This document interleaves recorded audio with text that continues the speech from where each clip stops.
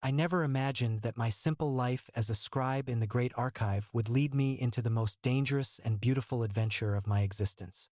My name is Amun, though in the shadows of the temple, I became known as Ezra. This is the story of how I went from copying scrolls in dusty chambers to infiltrating a secret circle of priests, and how I discovered that sometimes the greatest magic isn't found in ancient spells, but in the connection between two souls who see each other truly. The Great Archive of Pharaoh Amenhotep was my world for 3 years before everything changed. I spent my days copying religious texts, administrative records, and occasionally the personal correspondence of high-ranking officials. The work was methodical, peaceful, and exactly what someone like me needed. I had always been the quiet one, the observer, the young man who preferred the company of papyrus and ink to the complexities of court politics. But even in my secluded corner of the archive, whispers reached me. Strange whispers about decisions the pharaoh had been making lately. Sudden changes in policy that seemed to benefit certain temple complexes while disadvantaging others. Trade agreements that made little economic sense. Military movements that confused even the most experienced generals. And always, these decisions seemed to follow private audiences with a particular group of priests known only as the Night Circle. The Night Circle wasn't officially recognized by the temple hierarchy. They claimed to be a philosophical society dedicated to studying the deeper mysteries of the gods. But the more I listened to the gossip of servants and the concerned murmurs of other scribes, the more convinced I became that something darker was happening. These weren't just religious scholars meeting to discuss theology. They were manipulating the most powerful man in Egypt, and if my suspicions were correct, they were using magic to do it. The idea terrified and fascinated me in equal measure. Magic was real in our world, but it was carefully regulated, monitored by the official priesthood, and used only for the benefit of the state and the gods. The thought that a secret group might be perverting these sacred arts for their own purposes made my blood run cold. But it also ignited something in me that I had never felt before. A burning need to know the truth. That's when I made the decision that would change everything. I would infiltrate the Night Circle. I would create a false identity, pretend to be someone seeking to join their ranks, and discover exactly what they were doing to our pharaoh. It was incredibly dangerous, potentially treasonous, and completely unlike anything I had ever attempted in my careful, quiet life. But I couldn't shake the feeling that if I didn't do something, the consequences for Egypt could be catastrophic. Creating my false identity took weeks of careful planning. I studied the backgrounds of real temple servants, memorized the names of minor priests from distant provinces, and practiced altering my appearance and mannerisms. The character I created was Ezra, a poor temple keeper from a small shrine in Upper Egypt. He was desperate to advance his station, hungry for knowledge of the mysteries, and just naive enough to be believable as someone the Night Circle might consider recruiting. The hardest part was gaining access to their recruitment networks. The Night Circle didn't advertise their existence or send out invitations. I had to make myself visible to their scouts while appearing completely unaware of their true nature. I began attending public religious ceremonies more frequently, always positioning myself where I could be observed. I started asking the kinds of questions that a curious, ambitious young man might ask about the deeper mysteries of the gods. I made myself seem like exactly the kind of person they would want to approach. It took 2 months before it happened. I was leaving an evening prayer service at the Temple of Thoth when a figure approached me in the shadows between the great columns. He was dressed in the simple robes of a junior priest, but there was something about his eyes that suggested he was much more than he appeared. "You ask interesting questions, young keeper," he said, his voice soft and measured. "Questions that suggest you hunger for knowledge beyond what the common ceremonies provide." My heart raced, but I kept my expression curious and eager. "I have always felt that there must be more," I replied, using the humble tone I had practiced. "The gods are infinite, but what we learn in the public rites feels so limited." He studied me for a long moment, and I had the unsettling feeling that he was seeing much more than just my carefully constructed facade.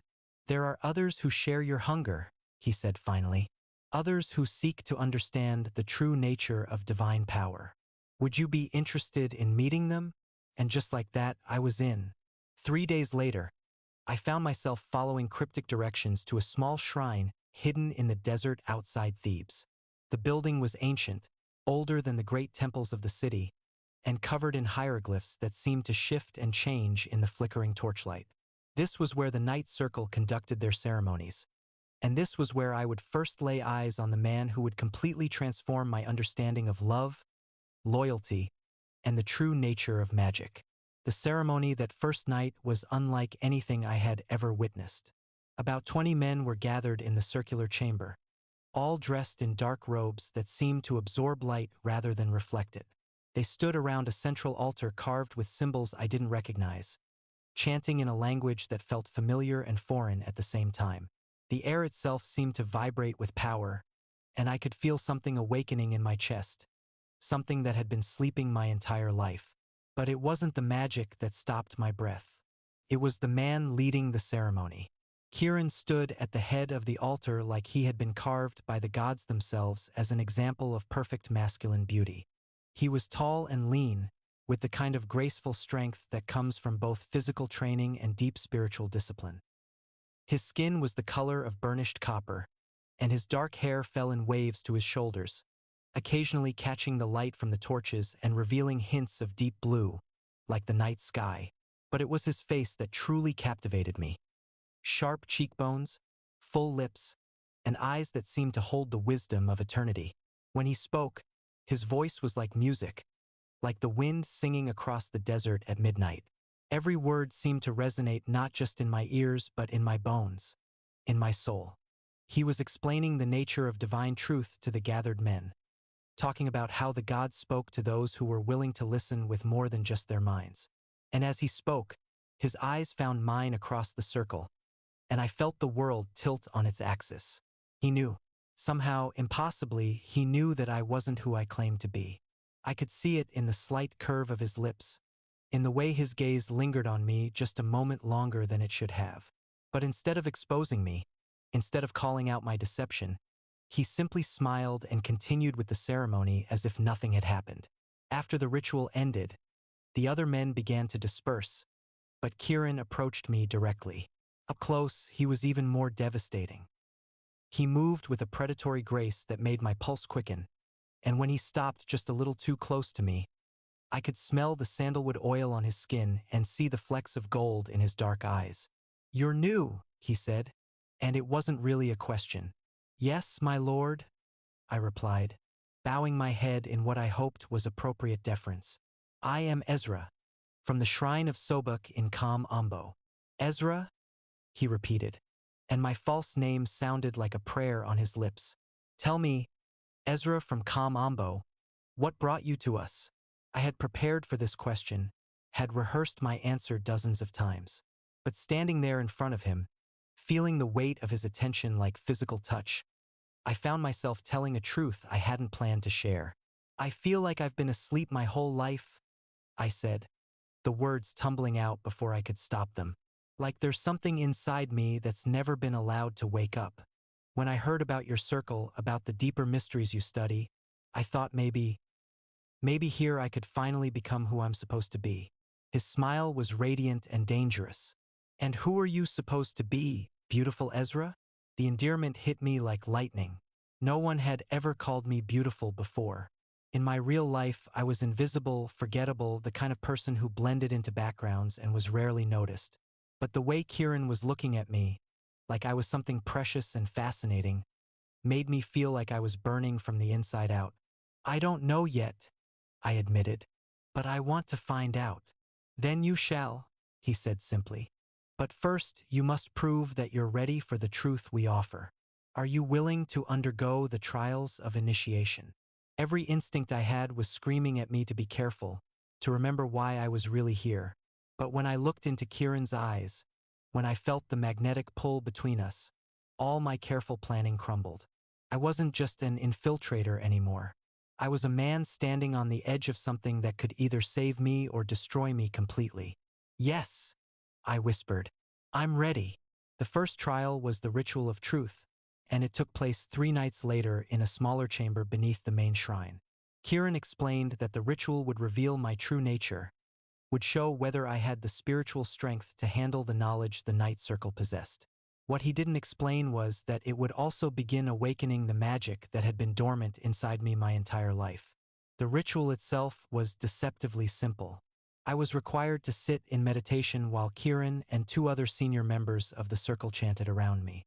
They burned specific herbs that filled the air with sweet, intoxicating smoke, and they anointed my forehead, wrists, and heart with oils that seemed to burn and soothe at the same time. But what happened inside me during those hours was anything but simple. As the chanting continued, I began to feel something stirring in my chest, something warm and electric that spread through my entire body like liquid fire. Images flashed behind my closed eyelids. Scenes of ancient Egypt that I had never witnessed but somehow remembered. Faces of people I had never met but knew intimately. Spells and incantations in languages I had never studied but understood perfectly. And through it all, I could feel Kieran's presence like a golden thread connecting us. Could sense his magic intertwining with whatever was awakening inside me. When the ritual ended, I opened my eyes to find Kieran kneeling in front of me, his face inches from mine, his eyes dark with something that might have been desire or might have been recognition or might have been both. "Extraordinary," he breathed, and I realized that his hands were shaking slightly as he reached up to touch my face. I've never seen anyone awaken so completely on their first trial. "What's happening to me?" I asked because I could still feel the magic humming under my skin, could still see traces of golden light around the edges of my vision. "You're becoming who you were always meant to be," he said, and then he kissed me. It was soft at first, almost hesitant, like he was asking permission. But when I responded, when I opened my mouth under his and let him deepen the kiss, it became something fierce and desperate and perfect. He tasted like honey and desert winds, and when his tongue touched mine, I felt sparks of actual magic pass between us. This wasn't just attraction. This wasn't just desire. This was something deeper, something that connected us on a level I hadn't known existed. When we finally broke apart, we were both breathing hard, and I could see my own amazement reflected in his eyes. "This complicates things," he said softly, but he didn't move away from me. "What things?" I asked, though I was afraid I already knew the answer. "The fact that you're not really Ezra from Kamambo," he said with a slight smile. "The fact that you're Amun, senior scribe from the Great Archive, and you came here to spy on us." My blood turned to ice. I started to pull away, started to formulate denials and explanations, but Kieran's hands on my face held me still. "Peace," he said gently. "I'm not angry. I've known who you were since the moment you walked into our first ceremony. Your magical signature is as unique as your face, and both are quite unforgettable." "Then why?" I began, but he silenced me with another kiss. "Because I wanted to see what you would become," he said against my lips. "Because I sensed that there was more to your reasons for being here than simple espionage. And because from the moment I saw you, I knew that you were meant to be mine." The possessiveness in his voice should have alarmed me. Instead, it sent heat racing through my veins and made me want to surrender everything to him. But I still had enough presence of mind to remember why I had come here in the first place. "Kieran," I said, forcing myself to focus despite the way he was looking at me, despite the way his proximity was making it hard to think clearly. "I need to know the truth about what the Night Circle is doing. About the Pharaoh, about the decisions he's been making." His expression grew serious, and he sat back on his heels, putting a little distance between us. "That's a conversation for another time, beloved. You're not ready for those truths yet. You need to complete your trials first, need to fully awaken your power. Only then can you understand the full scope of what we're trying to accomplish." The endearment made my heart skip, but his evasion frustrated me. People are suffering because of those decisions. Trade routes are being disrupted. Resources are being diverted from essential services. Whatever you're doing, it's hurting innocent people. "Is it?" he asked quietly. "Or are we preventing something much worse from happening? Amun, there are forces at work in this kingdom that you don't understand yet.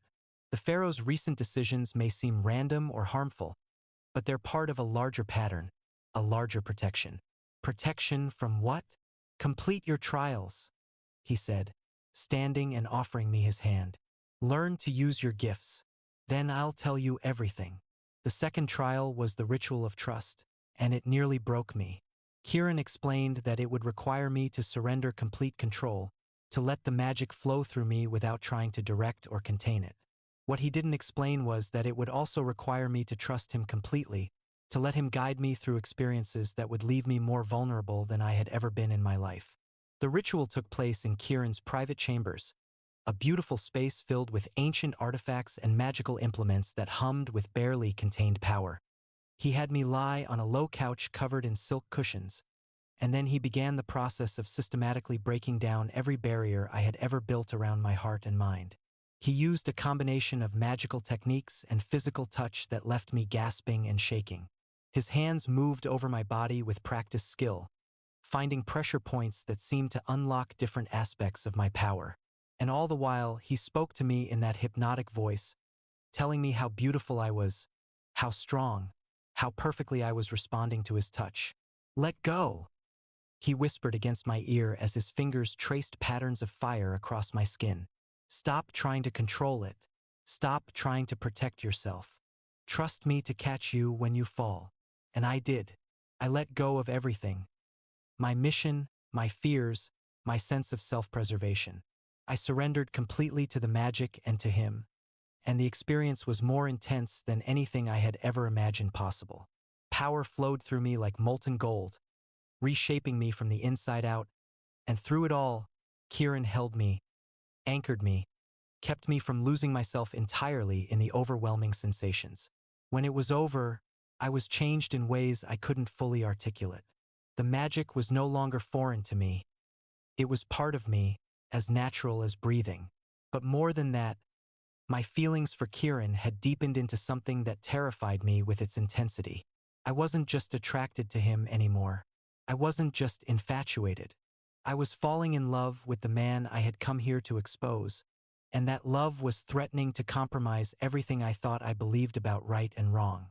"You're incredible," he said as he held me afterwards, stroking my hair while I trembled with the aftershocks of power and pleasure. "I've never seen anyone adapt to magical awakening so quickly."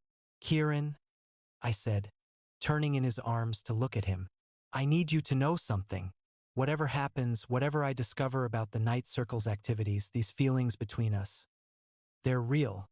They're not part of any deception." His smile was soft and sad. "I know, beloved. That's what makes this so complicated." The third trial was the ritual of power, and it took place exactly 1 week later. By this time, I had been attending Night Circle ceremonies regularly, had begun to form relationships with the other members, and had started to understand that whatever they were doing, it was far more complex than simple manipulation of the Pharaoh. The other men in the circle weren't power-hungry schemers. They were scholars, philosophers, and practitioners of ancient magical arts who genuinely believed they were protecting Egypt from some terrible threat. They spoke of visions they had received, of warnings from the gods themselves about a coming catastrophe that could only be prevented through careful magical intervention. But they were also secretive about the specifics, and their methods were unquestionably manipulative.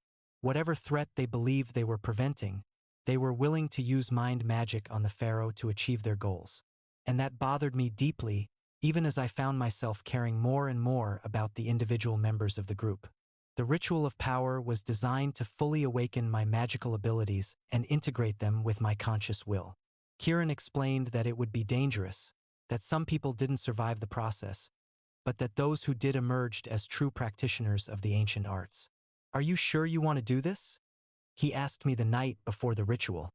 We were lying together in his chambers, my head on his chest, listening to the steady rhythm of his heartbeat. Over the past weeks, we had grown closer in ways that went far beyond the physical. We talked for hours about philosophy and magic, about our hopes and fears, about the nature of power and responsibility. I was learning that beneath his commanding exterior, Kieran was a deeply thoughtful man who carried the weight of knowledge that sometimes seemed almost too much to bear. "I'm sure," I said, tilting my head to look at him. "I need to see this through, Kieran. I need to understand what you're really doing, and I need to know if I can be part of it." His arms tightened around me. And if you decide you can't? If you decide that our methods are wrong? It was a question I had been avoiding, but lying there in his arms, feeling the steady pulse of his magic intertwined with mine, I knew I had to face it honestly. I don't know, I admitted. I love you, Kieran. I love you more than I thought it was possible to love another person. But I also have responsibilities, loyalties that existed before I met you.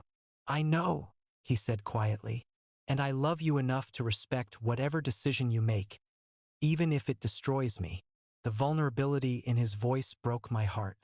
This powerful, confident man was as lost in our connection as I was, as uncertain about how to balance love with duty.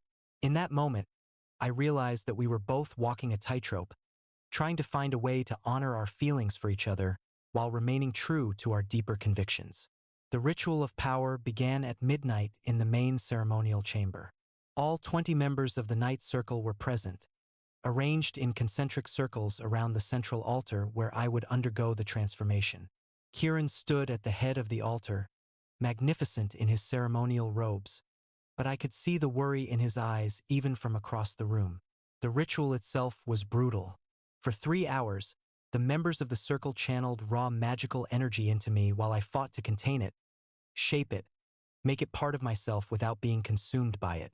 The pain was indescribable, like being struck by lightning repeatedly while having molten metal poured through my veins. Several times, I nearly lost consciousness, and each time, Kieran's voice called me back, anchored me to the world and to myself. But when it was over, when I finally opened my eyes and sat up on the altar, I was no longer the same person who had entered the chamber. The magic wasn't just part of me now. I was part of it. I could feel the flow of power through the earth, through the other members of the circle, through the ancient stones of the shrine itself. I could sense emotions and intentions, could see the threads of connection that bound all living things together. And I could see the truth about what the Night Circle was really doing. The visions hit me like a physical blow. Images of a great war coming to Egypt, foreign armies with weapons and magic unlike anything our people had ever faced. I saw cities burning, people fleeing in terror, the great temples reduced to rubble. And I saw how the Night Circle's subtle manipulations of the Pharaoh's decisions were designed to prevent this catastrophe. Redirecting resources to strengthen border defenses, forming alliances with kingdoms that would prove crucial in the coming conflict, stockpiling supplies and weapons in strategic locations. They weren't seeking power for themselves. They were trying to save Egypt. But I also saw the cost of their methods. The confusion and suffering caused by seemingly random policy changes, the way the Pharaoh's own advisors had begun to question his judgment, the growing instability within the government as people struggled to understand decisions that made no sense without the context of the visions. Now you understand, Kieran said softly, helping me down from the altar. Now you see why we couldn't simply explain our methods to the traditional priesthood or the government officials. They would never believe visions of a war that hasn't happened yet. And even if they did, the panic would cause almost as much damage as the war itself. I nodded, still reeling from the intensity of what I had experienced. But there has to be a better way. The deception, the manipulation. It's destroying people's faith in their leaders. Perhaps, he acknowledged, but it's also keeping them alive. Sometimes, beloved, there are no perfect choices. Sometimes we must choose between different kinds of harm and hope that we can live with the consequences. Over the following weeks, I struggled with this new knowledge. I continued attending Night Circle ceremonies, continued learning to use my awakened magical abilities, and continued growing closer to Kieran. But I also began reaching out to my contacts in the government, trying to find ways to address the coming threat without relying solely on secret manipulation. It was during this period that I made a crucial mistake. In my zeal to find alternatives to the Night Circle's methods, I shared too much information with the wrong person. I thought I could trust Amenemheb, a senior advisor to the Pharaoh who had always struck me as wise and reasonable. I told him about the visions of coming war, about the need to strengthen Egypt's defenses, but I was careful not to mention the Night Circle directly. What I didn't know was that Amenemheb had his own agenda. He had been looking for ways to undermine the Pharaoh's recent policy changes, and my information gave him the perfect opportunity. He began spreading rumors about secret societies manipulating the government, about dark magic being used to control the pharaoh's mind. And he launched an investigation to uncover the truth. The first sign of trouble came when one of the junior members of the Night Circle was arrested and questioned. Under magical compulsion, he revealed the location of our meeting place and the names of several other members. Within days, the net was closing around us.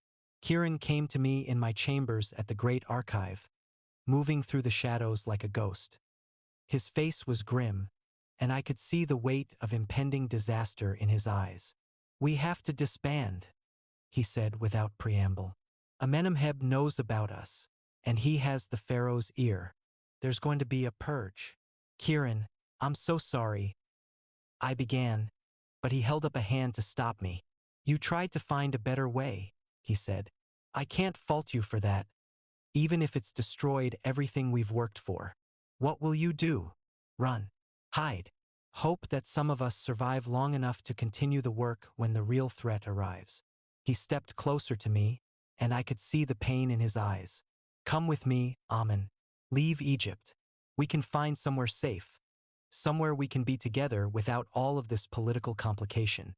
The offer was tempting, more tempting than I wanted to admit. The thought of a simple life with Kieran, away from the intrigues and responsibilities that had brought us together, was everything I had begun to dream of during our quiet moments together. But I couldn't do it.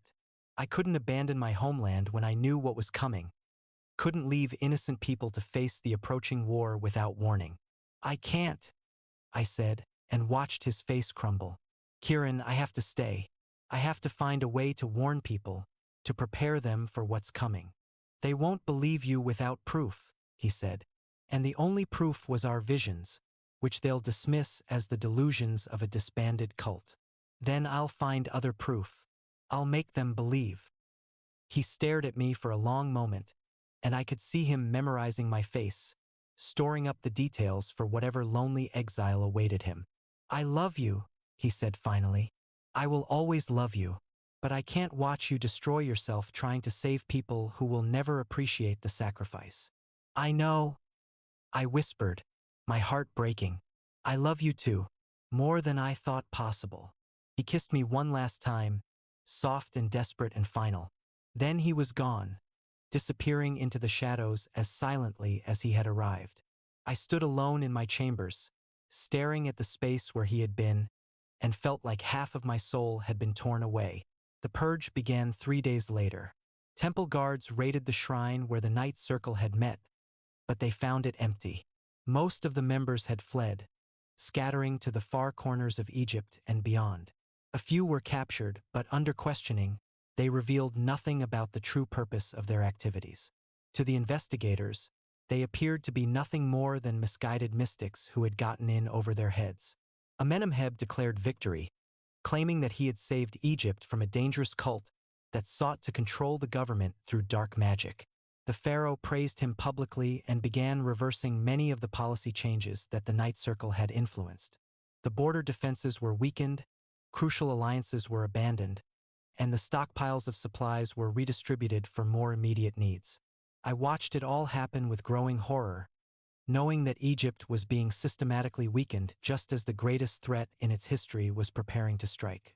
I tried to warn people, tried to share what I had learned about the coming war, but without the credibility of the Night Circle's magical visions, my warnings fell on deaf ears. Months passed. I returned to my old life in the Great Archive, but everything felt hollow now. The work that had once satisfied me seemed meaningless, and the quiet chambers that had once been my refuge now felt like a prison. I missed Kieran with an intensity that threatened to consume me, missed the sense of purpose I had found with the Night Circle, missed the feeling of my magic flowing freely through my awakened spirit. The magic was still there, but without proper training and practice, it was beginning to fade. I could feel it weakening day by day, like a fire slowly dying without fuel. Soon, I would be just an ordinary scribe again, with nothing but memories of a brief period when I had been something extraordinary. That's when the attack came. It started with reports from the eastern border, confused messages about strange ships on the Red Sea and foreign soldiers who fought with weapons that seemed to channel lightning. At first, The pharaoh's advisors dismissed these reports as exaggerations, the panicked fantasies of provincial governors who had never seen real warfare. But as more messages arrived, as the reports became too consistent and detailed to ignore, the truth became undeniable. Egypt was under attack by an enemy unlike any they had ever faced, an empire from across the sea that combined advanced military tactics with sophisticated magical warfare. The border fortresses, weakened by Amenemheb's policy reversals, fell within days. The armies that might have slowed the invasion had been redeployed to ceremonial duties or disbanded entirely. The alliances that could have provided crucial support had been abandoned. Egypt was facing annihilation, and it was completely unprepared. I knew I had to act. The Night Circle's visions had been accurate, and now the catastrophe they had tried to prevent was unfolding exactly as they had foreseen. But Kieran and the other members were scattered to the winds, and I had no way of contacting them, no way of reassembling the group that might have been able to mount a magical defense against the invaders. I was alone, with rapidly fading magical abilities, and no clear plan for how to help my homeland survive its darkest hour. But I couldn't just sit in the archive copying scrolls while Egypt burned. I had to try something, even if it meant sacrificing myself in the attempt. The idea came to me while I was researching ancient defensive spells in the deepest vaults of the Great Archive.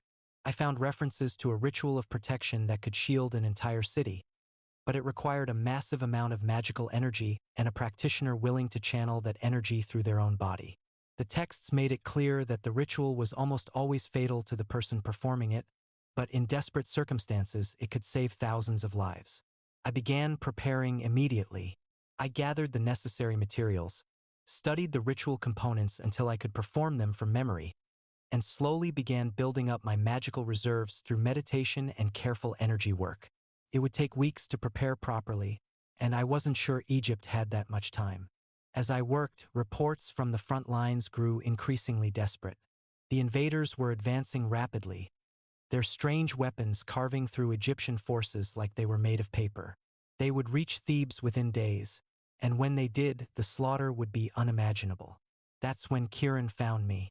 I was in the archive late one night, surrounded by scrolls and magical implements, when I felt a familiar presence behind me. I turned to find him standing in the shadows, looking exactly as beautiful and dangerous as I remembered.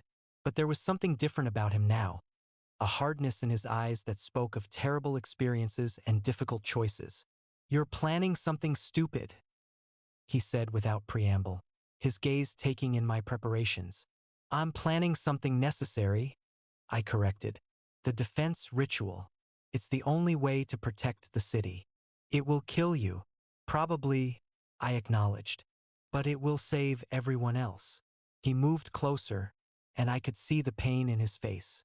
"Amen, you can't. I won't let you sacrifice yourself for people who drove us out, who refused to listen to our warnings. They're still my people," I said quietly. "Still the people I swore to protect when I started this whole thing. I can't abandon them now." "Then don't do it alone," he said, and I realized that he wasn't alone. Behind him, emerging from the shadows, were the other members of the Night Circle. All of them, even those I had thought were captured or killed. "What are you doing here?" I asked, amazed. "What we should have done from the beginning," Kieran replied. "Fighting openly, instead of hiding in shadows and working through deception. The invaders are at the gates, and Egypt needs every defender it can get. But the purge, the investigation. Amenemheb is dead," one of the other priests said grimly, "killed in the first wave of attacks. The Pharaoh has bigger problems now than pursuing a disbanded cult." Kieran stepped closer to me, his hands cupping my face with infinite gentleness. "We came back for you, beloved. All of us. We couldn't let you face this alone." "But the ritual," I began, "will work better with all of us channeling energy into it," he said. "We might even survive it if we're lucky." The next few hours were a blur of frantic preparation. The members of the Night Circle worked together to adapt the defense ritual for multiple practitioners, while I continued gathering the necessary materials and preparing the ceremonial space. We could hear the sounds of battle growing closer as the invaders reached the outskirts of the city, could see the glow of fires on the horizon as outer settlements burned. By dawn, we were ready. We had chosen the roof of the great temple as our ritual space, partly because of its central location and partly because the ancient stones would help amplify and focus our magical efforts. As the sun rose over Thebes, we could see the enemy army spread out across the eastern approaches to the city, their strange banners snapping in the morning breeze. The ritual began with all 21 members of the Night Circle arranged in a complex pattern around the temple's central altar. Kieran and I stood at the heart of the formation, our hands joined, our magic intertwined in ways that went far beyond the merely professional. Around us, the other priests chanted and channeled energy, building up the massive reservoir of power that the defense spell would require. As the magical energy built, I could feel my connection to Kieran deepening and strengthening. Our individual magical signatures began to merge and harmonize, creating something greater than the sum of its parts. I could feel his thoughts, his emotions, his absolute determination to protect me and our homeland. And I could sense his amazement at the strength of our combined power, at how perfectly our magical abilities complemented each other. Now, he said, and together we released the spell. The shield that erupted around Thebes was visible to the naked eye, a dome of golden light that extended from the temple outward to encompass the entire city. It pulsed with protective energy, and where it touched the ground, flowers bloomed and withered plants were restored to life. This wasn't just a barrier against physical attack. It was a manifestation of pure life force, pure love for the city and its people. The invaders' response was immediate and devastating. Their war machines launched projectiles of concentrated magical force at the shield, trying to break through our defenses. Each impact sent shockwaves through the ritual circle, and I could feel the strain on every member of our group. But the shield held, deflecting attack after attack while the city's defenders organized themselves for a proper counterattack. For 3 days and 3 nights, we maintained the shield. We took turns sleeping and eating, but someone was always channeling energy into the defense spell, always maintaining the barrier that kept the city safe. I lost track of time, lost awareness of everything except the flow of magic through my body and the connection between Kieran and myself that seemed to grow stronger with each passing hour. On the 4th day, the nature of the attack changed. Instead of trying to break through the shield with brute force, the invaders began using more subtle tactics. They sent magical probes into the barrier, looking for weaknesses, trying to understand how our spell worked so they could devise a counter. That's when we realized the terrible truth. They weren't just random invaders from across the sea. They were practitioners of the same ancient magical traditions that the Night Circle studied, but they had corrupted those traditions, twisted them into weapons of conquest and destruction. They knew exactly how to break our shield, and it was only a matter of time before they succeeded. "We need to modify the spell," Kieran said during a brief break in the assault. "Add offensive capabilities, turn the shield into a weapon." "That would require even more power than we're already channeling," I pointed out. "We're already operating at our limits." "Then we'll have to go beyond our limits," he said simply. "It's that or watch the city fall." The modification of the spell was dangerous and experimental. We were essentially improvising new magical techniques in the middle of a battle, with no time for proper testing or preparation. But as the invaders began their final assault on the shield, we knew we had no choice. Kieran and I stood together at the center of the ritual circle, our hands joined, our magic flowing together in perfect harmony. Around us, the other members of the Night Circle chanted and channeled energy, pouring everything they had into the spell. I could feel the immense power building between us, could sense the moment when our combined magical abilities reached critical mass. "Together," Kieran whispered, and we released the transformed spell. The golden dome around the city suddenly blazed brighter than the sun itself. But instead of remaining stationary, it began to expand outward, pushing beyond the city limits and engulfing the enemy army. Where it touched the invaders' weapons and war machines, they simply ceased to exist, unmade at the most fundamental level by the purifying force of the spell. The enemy soldiers themselves were not destroyed, but they were changed. The magical corruption that had driven them to conquest and violence was burned away, leaving them confused and disoriented but no longer hostile. Many of them simply laid down their weapons and fled, while others stood in bewildered silence, trying to understand what had happened to them. The spell worked perfectly, but the cost was enormous. I could feel the life force draining out of every member of our ritual circle, could sense their magical abilities burning away like candles in a hurricane. We had saved the city, but we had sacrificed our power to do it, possibly permanently. As the transformed shield continued to expand, reaching out to cleanse magical corruption wherever it found it, I felt my own strength failing. The magic that had sustained me for so many months was finally exhausted, and I was becoming ordinary again, becoming just a simple scribe with extraordinary memories. But I wasn't afraid.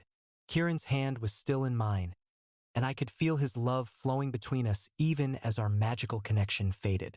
We had done something incredible together, had saved not just our city but possibly our entire civilization. And we had done it as partners, as equals, as two people whose love for each other had become the foundation for something greater than themselves. The ritual ended with the dawn of the 5th day. The golden shield faded as the last of our magical reserves were exhausted, leaving behind a city that was safe and an enemy army that was scattered and no longer hostile. The night circle collapsed where they stood, drained but victorious, while the people of Thebes emerged from their hiding places to find that the threat had passed. Kieran and I held each other as our strength ebbed, neither of us speaking because words seemed inadequate for what we had just experienced. We had given everything for our people, had sacrificed our magical abilities to save our homeland. But we were alive, we were together, and we had proven that love could be the most powerful magic of all. The aftermath of our victory was complicated. The Pharaoh proclaimed us heroes and offered us any reward we desired, but what we really wanted was simple: the chance to be together without secrecy or deception, the freedom to build a new life based on honesty and mutual respect rather than magical compulsion or political necessity. The Night Circle was officially disbanded, but not as fugitives this time. We were honored as the saviors of Egypt, and many of the former members were offered positions in the traditional priesthood or the government. Some accepted these offers, eager to continue serving their country in more conventional ways. Others chose to return to their families and private lives, content to be ordinary citizens who had once done something extraordinary. Kieran and I chose a different path. We established a new kind of institution, a school where people could learn about magic and its proper uses without the secrecy and manipulation that had characterized the Night Circle. We taught that magical power should be used to protect and heal, not to control or deceive. And we made sure that our students understood that the greatest magic came not from individual strength, but from the connections between people who truly saw and accepted each other. I returned to writing, but not the dry administrative documents that had once occupied my time. Instead, I began chronicling the true history of magic in Egypt, documenting the ancient traditions that groups like the Night Circle had studied and preserved. I wrote about the importance of transparency in magical practice, about the dangers of using power without accountability, and about the ways that love and trust could amplify magical abilities beyond what any individual could achieve alone. But most importantly, I wrote about Kieran and our journey together. I wrote about how a simple scribe had infiltrated a secret society and found not just magical power, but the love of his life. I wrote about the choices we had made, the mistakes we had learned from, and the way that our relationship had evolved from deception and manipulation into something honest and lasting. The school grew quickly, attracting students from across Egypt and beyond. People came to learn magic, but they also came to learn about the kind of relationship Kieran and I had built together. We became, in our own way, teachers of love as well as teachers of magic, showing others that true partnership required honesty, sacrifice, and the willingness to see your partner as they really were rather than as you wish them to be. Our own relationship continued to deepen and evolve. Without the intensity of crisis driving us together, we had to learn how to be partners in ordinary life, how to navigate the small daily challenges that every couple faces. We discovered that we were both stubborn and opinionated, that we had very different ideas about everything from household management to teaching techniques. But we also discovered that we could argue passionately about these differences and still love each other completely, that disagreement didn't threaten the foundation of trust and respect we had built together. We formalized our partnership in a ceremony that drew attendees from across the kingdom. The Pharaoh himself attended, along with former members of the Night Circle, students from our school, and dozens of people whose lives had been touched by our work. It wasn't a traditional wedding by any means, but it was a celebration of everything we had built together and a promise to continue building for the rest of our lives. Years passed. The magical abilities that we had sacrificed during the great ritual never fully returned, but we found that we didn't need them. The school prospered, our relationship grew stronger, and Egypt remained safe from the kind of mystical threats that had once required desperate measures to combat. Sometimes, in quiet moments, I would remember the intensity of those early days. The thrill of infiltrating the Night Circle, the overwhelming power of my magical awakening, the desperate romance that had bloomed between Kieran and me in the shadow of approaching war. Those memories were precious, but they belonged to a different phase of our lives, a time when everything was uncertain and every choice felt like it might be our last. Now we had something better, a love that had been tested by crisis and had emerged stronger, a partnership based on complete honesty and mutual respect, and the satisfaction of knowing that we were using our experiences to help others find their own paths to happiness and fulfillment.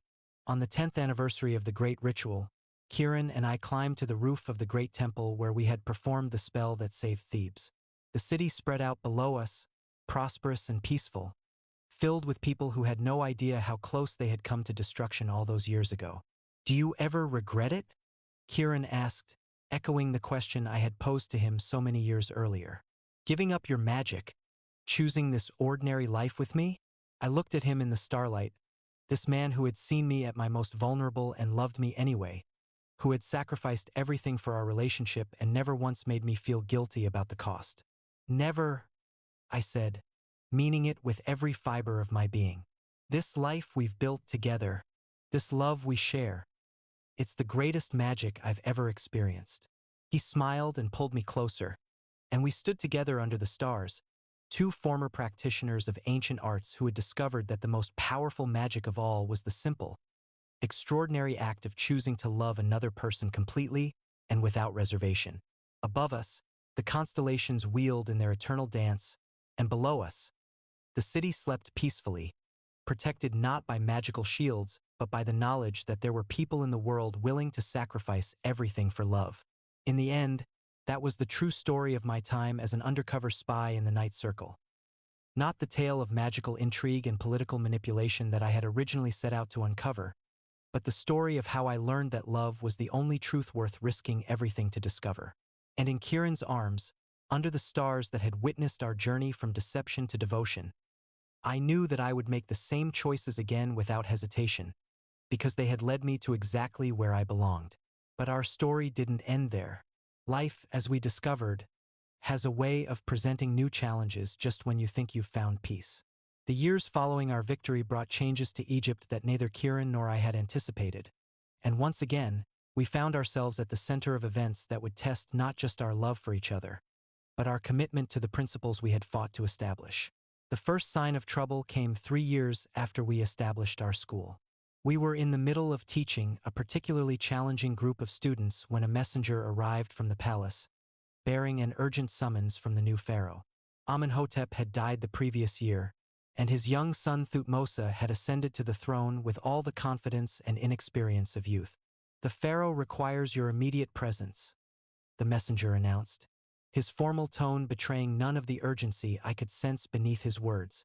"There have been developments that require your expertise." Kieran and I exchanged glances. We had deliberately avoided court politics since establishing our school, preferring to focus on teaching and research rather than the complicated world of royal intrigue. But a direct summons from the pharaoh was not something we could ignore, especially given our history with the crown. We arrived at the palace to find it in chaos.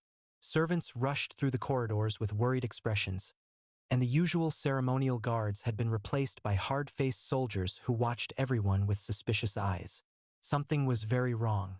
Thutmose received us in his private chambers rather than in the throne room, which immediately told us that whatever was happening was being kept secret from the general court. The young pharaoh looked haggard, his usually perfect royal composure cracked by exhaustion and fear. "Amen, Kiran," he said, rising from his chair to greet us personally. "Thank you for coming so quickly. I need your help, and I don't know who else I can trust." "Of course, Your Majesty," Kiran replied, bowing respectfully. "How can we serve?" Thutmose gestured for us to sit, then began pacing the room like a caged animal. "It's happening again," he said. "The dreams, the visions, the strange influences on my decisions. Just like what happened to my father. But worse." My blood ran cold. "What kind of influences?" "I find myself making pronouncements that I don't remember deciding on. Signing documents that I never read. Yesterday, I apparently ordered the execution of 3 loyal advisors, and I have no memory of it whatsoever." He stopped pacing and turned to face us, his eyes wild with fear. "Someone is controlling my mind, just like they controlled my father's. But this time, they're not being subtle about it." Kiran leaned forward, his expression grave. "Your Majesty, the Night Circle was disbanded years ago. We were the ones manipulating your father's decisions, and we're no longer active." "I know that," Thutmose said impatiently. "But someone else has taken your place. Someone with even more power and far less restraint. They're not trying to protect Egypt like you were. They're trying to destroy it from within." Over the next hour, we learned the full extent of the crisis. In the months since Thutmose's coronation, Egypt had been plagued by a series of increasingly erratic royal decisions. Trade agreements had been broken without explanation, loyal governors had been dismissed and replaced with corrupt officials, and the military had been reorganized in ways that made no strategic sense. More troubling still were the reports of strange phenomena throughout the kingdom. Temples were reporting that their sacred fires were burning with unnatural colors, animals were behaving strangely, and people were experiencing vivid nightmares filled with dark omens. The very fabric of Egyptian society seemed to be unraveling, and at the center of it all was a pharaoh who was being controlled by unknown forces. "We need to investigate," I said, my mind already racing through possibilities. "If someone is using magic to manipulate the pharaoh, they have to be operating from somewhere. There will be traces, signatures that we can follow." "But we don't have our full powers anymore," Kiran pointed out. "What we sacrificed during the great ritual hasn't completely returned. We're not the same practitioners we were before." "Then we'll have to find another way," I said firmly. "We can't let Egypt fall to whatever force is behind this." Thutmose looked between us with desperate hope. "You'll help me? You'll find out who's doing this." "We'll find them," Kiran promised, "and we'll stop them." What followed was the most challenging investigation of our lives. Without our full magical abilities, we had to rely on more mundane methods of detection. Careful observation, detailed record-keeping, and the kind of patient detective work that neither of us had been trained for. We spent days in the palace archives, looking for patterns in the pharaoh's recent decisions, searching for clues about who might be behind the manipulation. The breakthrough came when we noticed that all of the most damaging decisions had been made on specific dates, following a pattern that corresponded to certain astronomical events. Someone was timing their magical interventions to coincide with moments when the barriers between the physical and spiritual worlds were thinnest. "It's sophisticated," Kiran observed as we studied the pattern. "More sophisticated than anything the Night Circle ever attempted. This isn't just mind control. It's a systematic magical assault on the entire kingdom. But who has this kind of power?" I wondered aloud. The traditional priesthood doesn't have practitioners skilled enough for this kind of work, and most of the independent magical practitioners were either killed or driven away during the purges. The answer came from an unexpected source. One of our former students, a young man named Heembrace who had shown exceptional talent for magical detection, approached us with disturbing news. "Masters," he said, using the formal address that all our students employed, "I've been sensing something strange in the city. There's a new group operating here, practitioners who don't follow any of the traditional magical disciplines. They're using techniques that feel wrong, corrupted." Kiran and I exchanged glances. "Show us," I said. Heembrace led us through the winding streets of Thebes to a district we rarely visited. an area where the city's less savory elements conducted their business. Hidden among the taverns and brothels was a building that looked unremarkable from the outside but radiated an aura of wrongness that made my skin crawl. "It's strongest here," Kamwasit whispered. "Whatever they're doing inside, it's powerful and unnatural." We spent the next several nights conducting surveillance on the building, learning the patterns of those who entered and left. What we discovered was disturbing. The building was frequented by a mix of foreign visitors and disaffected Egyptian nobles, people who had reasons to resent the current order and might be willing to support its overthrow. But more troubling still was the nature of the magic being practiced inside. Even with our diminished abilities, Kieran and I could sense that the techniques being used were fundamentally different from traditional Egyptian magical practices. They felt hungry, predatory, like they were designed to consume and corrupt rather than heal and protect. "It's not Egyptian magic at all," Kieran said one night as we watched the building from a nearby rooftop. "It's something foreign, something that doesn't belong in our land." The survivors from the invasion, I realized suddenly. The enemy soldiers who fled after we cleansed them. What if some of them weren't completely cleansed? What if they retained enough of their corrupt magical knowledge to teach others? The possibility was terrifying. We had assumed that our great ritual had purified all of the invaders, but magic was a subtle thing. If even a few of them had hidden traces of their corrupted techniques, they could have spent the intervening years gathering followers and building power. Our investigation took on new urgency. We began reaching out to our network of former Night Circle members, asking them to use whatever contacts they had to learn more about the foreign practitioners. What we discovered confirmed our worst fears. The group called themselves the Crimson Lotus, and they were indeed led by survivors of the invasion we had defeated years earlier. But they weren't just seeking revenge against Egypt. They were working to establish a foothold for a new invasion, one that would be far more devastating than the first. Their plan was diabolically clever. Instead of attacking Egypt directly, they were using magical manipulation to weaken the kingdom from within. By controlling the pharaoh's decisions, they were systematically dismantling Egypt's defenses, corrupting its institutions, and preparing the ground for their allies to return with a much larger force. The timeline was terrifyingly short. According to the intelligence we gathered, the second invasion was scheduled to begin in less than 2 months, time to coincide with the annual flooding of the Nile when Egyptian forces would be scattered and distracted by the challenges of managing the flood season. "We have to stop them," I said as Kieran and I reviewed our findings. "But how? We can't just assault their stronghold with our limited abilities, and we can't count on official support since they're controlling the pharaoh." Kieran stared at the reports spread across our table, his face grim. "We need to rebuild the Night Circle," he said finally. "Not the secretive organization we had before, but something new. Something that can operate openly and rally the people to defend themselves." "You're talking about revolution," I pointed out.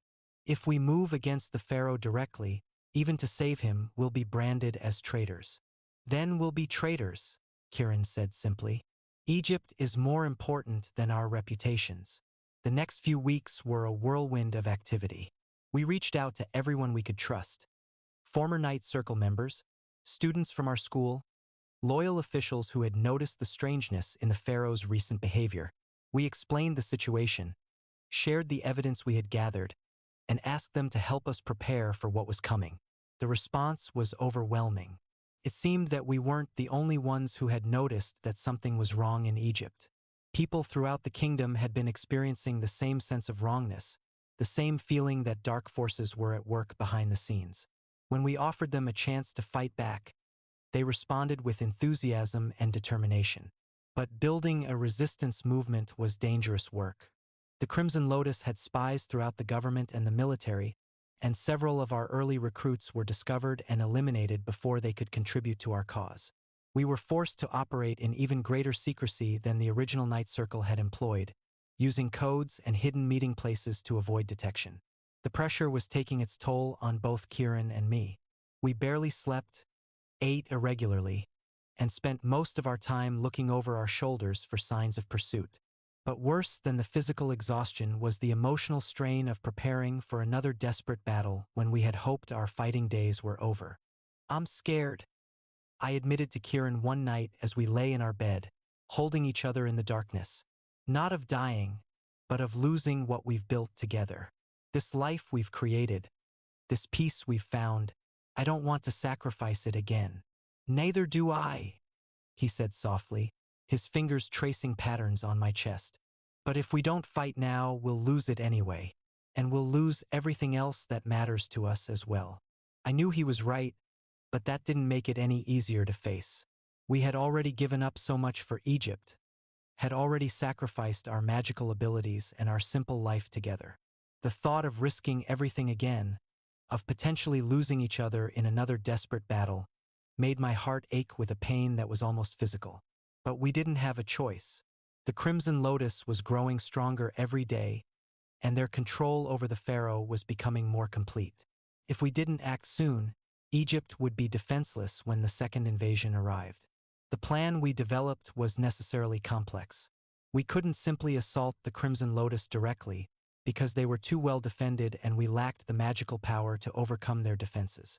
Instead, we would have to use the same tactics that had worked against the original Night Circle: infiltration, misdirection, and careful manipulation of events. Our first step was to place agents inside the Crimson Lotus organization. This was incredibly dangerous, but we had several volunteers who were skilled enough to create convincing false identities and brave enough to risk their lives for Egypt. They would gather intelligence about the group's specific plans and identify key vulnerabilities we could exploit. Our second step was to begin quietly freeing the Pharaoh from the magical influences that controlled him. This required subtle counterspells and protective wards that would weaken the Crimson Lotus's hold without alerting them to our activities. Kieran took personal responsibility for this part of the operation, using his remaining magical abilities to craft delicate interventions that would gradually restore Thutmose's free will. Our third step was to prepare Egypt's defenses for the coming invasion. We couldn't do this openly, since the Crimson Lotus controlled the official military command structure, but we could work through unofficial channels. We reached out to local militias, temple guards, and civilian volunteers, organizing them into a shadow defense force that could act when the time came. The most difficult part of the plan was the timing. We had to coordinate all of these efforts so that they would culminate at exactly the right moment, when the Pharaoh's mind was clear enough to understand the situation and the invasion was close enough that the Crimson Lotus couldn't change their plans. Everything came together on the night of the new moon, 6 weeks after we had first learned of the Crimson Lotus's existence. Our agents inside the organization had confirmed that the invasion fleet was only days away from the Egyptian coast, and Kieran's counterspells had weakened the magical hold on the Pharaoh's mind enough that he was beginning to question his recent decisions. That was when we made our move. The assault on the Crimson Lotus stronghold began at midnight. We couldn't rely on official forces, so our attack force consisted entirely of volunteers. Former Night Circle members, students from our school, and loyal Egyptians who were willing to risk their lives for their homeland. We had weapons and some magical abilities, but we were vastly outnumbered and outgunned. The battle was brutal and chaotic. The Crimson Lotus had prepared for the possibility of attack, and their stronghold was protected by magical defenses that turned our own weapons against us and filled the air with toxic spells designed to confuse and disorient. Several of our people fell in the first few minutes of fighting, and for a moment it looked like we might be overwhelmed. But we had advantages that the Crimson Lotus hadn't counted on. Our people were fighting for their homes and families, which gave them a desperate courage that overcame their fear. And Kieran and I had developed new magical techniques during our years of teaching, combinations of traditional Egyptian magic and innovative applications that our enemies hadn't encountered before. The turning point came when we reached the central chamber where the Crimson Lotus conducted their most important rituals. The room was filled with artifacts and magical implements that radiated corruption and malevolence, and at the center of it all was a massive altar where the group's leaders were performing a ritual designed to ensure the Pharaoh's complete obedience to their will.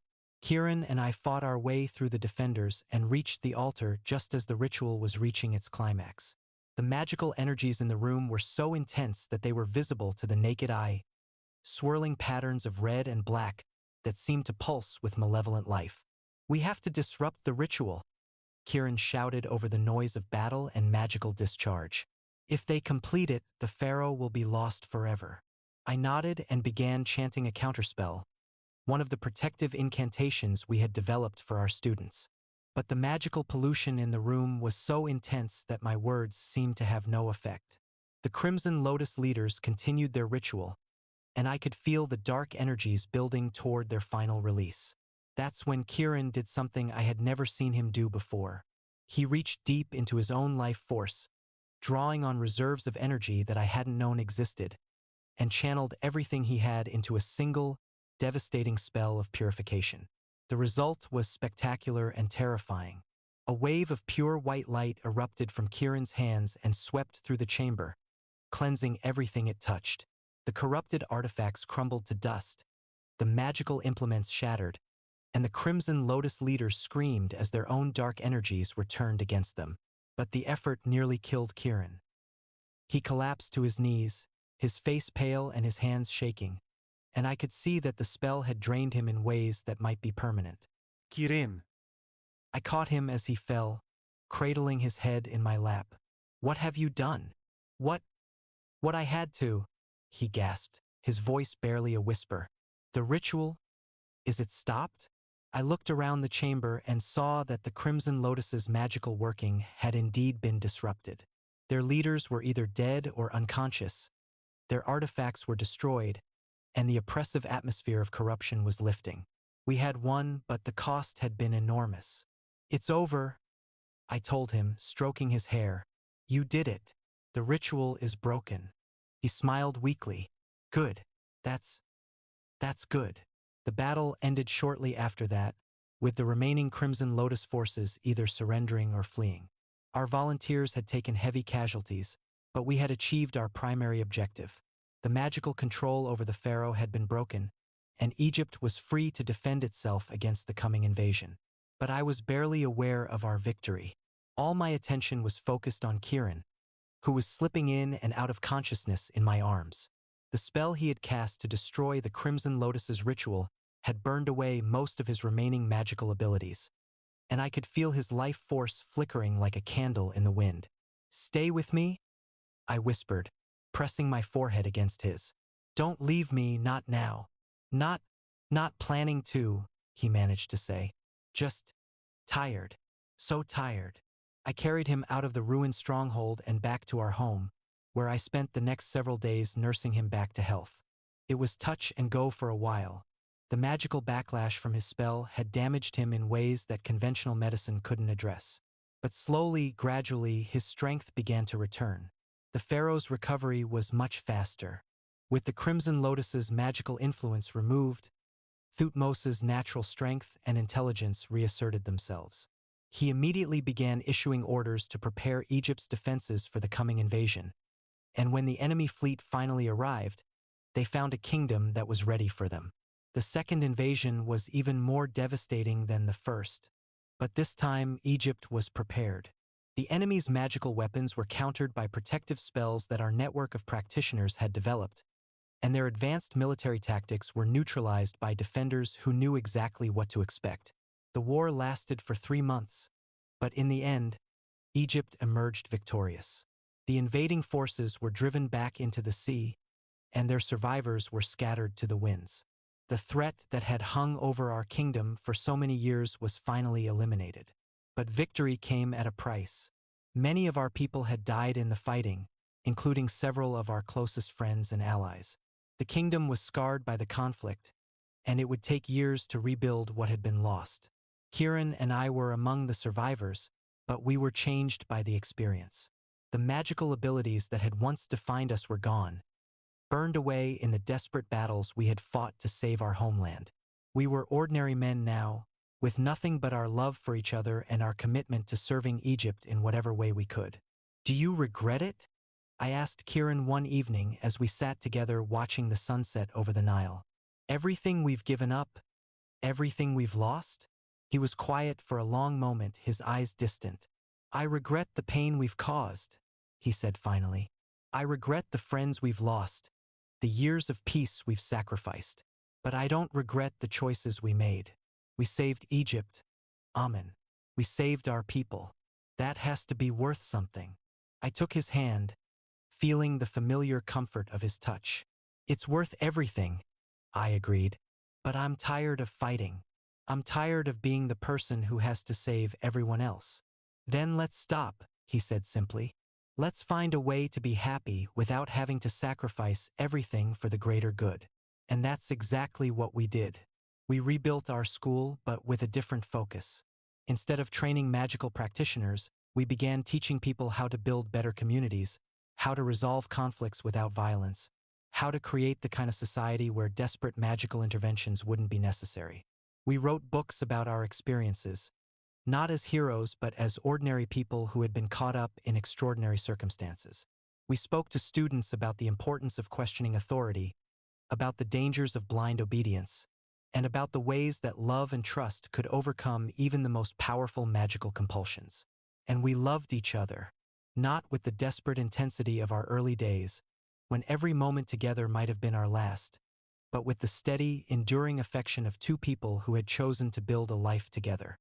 We had arguments and disagreements, moments of doubt and periods of difficulty, but we also had something that neither of us had ever expected to find: a partnership that was based on complete honesty and mutual respect. Years passed.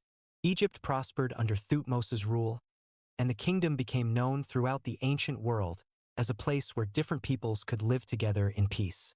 The magical traditions that Kieran and I had helped preserve were integrated into the official priesthood, and the kind of secretive manipulation that had characterized both the Night Circle and the Crimson Lotus became a thing of the past. Our school grew into a major institution, sending graduates throughout the Mediterranean world to spread the principles of ethical leadership and peaceful conflict resolution. We became known not as powerful magicians but as teachers and philosophers, people who had learned through bitter experience that the most important magic was the simple act of choosing to treat others with compassion and respect. And we were happy.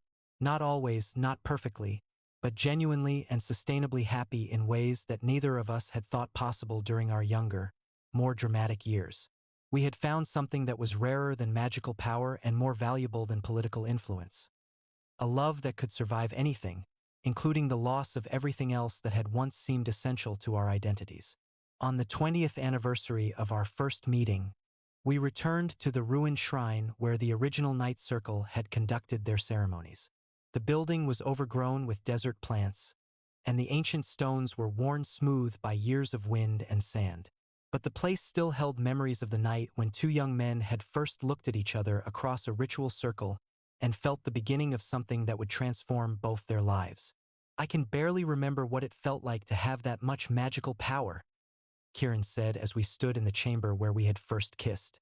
It seems like a dream now, like something that happened to someone else. I remember, I said, taking his hand, but I don't miss it. What we have now is better than any magic we ever wielded. He smiled and pulled me closer. A love that doesn't depend on supernatural power to sustain it? A love that makes us more than we could ever be alone, I corrected. That's the real magic, Kieran. Not the spells and rituals, but the choice to see each other truly and love what we find.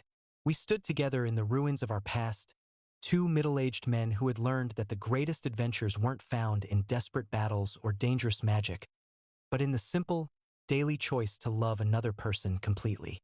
Above us, the stars wheeled in their eternal patterns, and around us, the desert wind carried the scent of growing things. In the end, that was the most important lesson of our long journey together.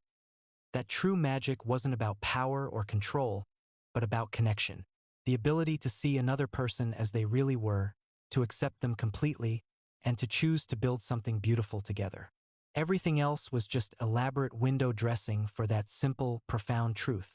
And as we walked back toward the lights of Thebes, hand in hand under the star-filled sky, I knew that we had found something that would last long after all the spells and rituals were forgotten. A love that was stronger than magic, more enduring than power, and more valuable than all the treasures of ancient Egypt combined.